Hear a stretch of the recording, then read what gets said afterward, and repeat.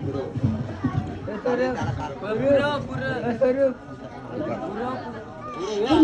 धरा को जुनून अपने खून से संवारा, हिंदुस्तानी धरा को जुनून अपने खून से संवारा, नमन उन वीरों को सौ सौ बार हमारा, सौ सौ बार हमारा।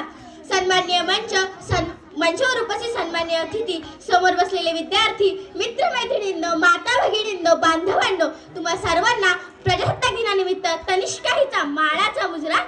भारतीय लोकशाही ही जगातील सर्वात मोठी लोकशाही आहे। 190 वर्षांच्या अविरत संघर्षानंतर आपल्या भारताला इंग्रजांच्या जुलमी राजवटीतून मुक्ती मिळाली।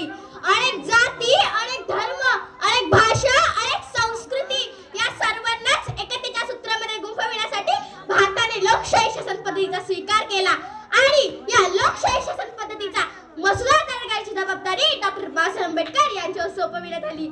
यानंतर तब्बल 2 वर्ष 11 महिने 18 दिवस अथक परिश्रमानंतर डॉक्टर बाबासाहेब आंबेडकरांनी लोकशाही शासन पद्धतीचा मसुदा अर्थात संविधान संसदेकडे सुपूर्द केला आणि 26 नोव्हेंबर 1949 रोजी हा मसुदा सर्वानुमते मंजूर करण्यात केला गेला। त्यामुळे मी म्हणेन सबकी हितों की रक्षा करे ऐसा एक विधान है, सबकी हितों की रक्षा करे ऐसा एक विधान है और हम सबको जोड़कर रखे ऐसा भारत का संविधान है, ऐसा भारत का संविधान है। 26 नोव्हेंबर 1949 रोजी संविधान सभेने मान्य केलेले संविधान हे 26 जानेवारी 1950 या दिवसापासून प्रजासत्ताक दिन म्हणून का साजरे करतो हे आपल्याला माहित असणे जरुरी आहे। यासाठी आपल्याला इतिहासात जावे लागेल। प्रत्येक वर्षी काँग्रेस पक्षाचे अधिवेशन हे हिंदुस्थानातील विविध भागात भरले जायचे। 28 डिसेंबर 1929 रोजी आजच्या पाकिस्तानामध्ये लाहोर शहराच्या राव नदीच्या किनारी एक सभा भरली होती।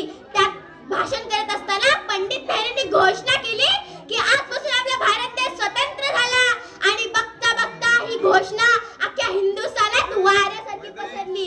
तेव्हा पंडित नेहरूंनी लोकांच्या जनभावना पाहून त्या सभेच्या 1 महिन्यानंतर त्या राव नदीच्या किनारी पुन्हा एक सभा भरवली। त्यात पंडित नेहरूंनी सांगितले की 26 जानेवारी हा दिवस आपण स्वातंत्र्य दिन म्हणून साजरा करणार आहोत आणि भारत स्वतंत्र होईपर्यंत 26 जानेवारी हा दिवस स्वातंत्र्य दिन म्हणून साजरा होऊ लागला। 15 ऑगस्ट 1947 रोजी आपला भारत देश स्वतंत्र झाला तरी लोक 26 जानेवारी हा दिवस स्वातंत्र्य दिन म्हणून साजरा करत होते। तेव्हा पंडित नेहरूंनी काँग्रेस नेत्यांची सभा घेऊन त्यात हा विषय मांडला की हा सोहळा आपण बंद करायचा का। तेव्हा नेत्यांनी सांगितले की जरी 26 नोव्हेंबर 1949 रोजी आपण संविधानाचा मसुदा स्वीकारला असला तर त्याची अंमलबजावणी 26 जानेवारी 1950 रोजी करूया आणि तेव्हापासून 26 जानेवारी हा दिवस प्रजासत्ताक दिन म्हणून ओळखला जाऊ लागला।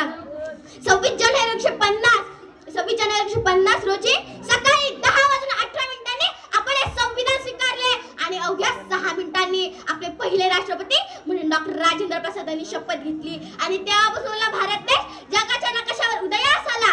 पंतप्रधान अटल बिहारी वाजपेयी जी ने कहा था, भारत कोई जमीन का टुकड़ा नहीं, वो जीता जागता राष्ट्र पुरुष है।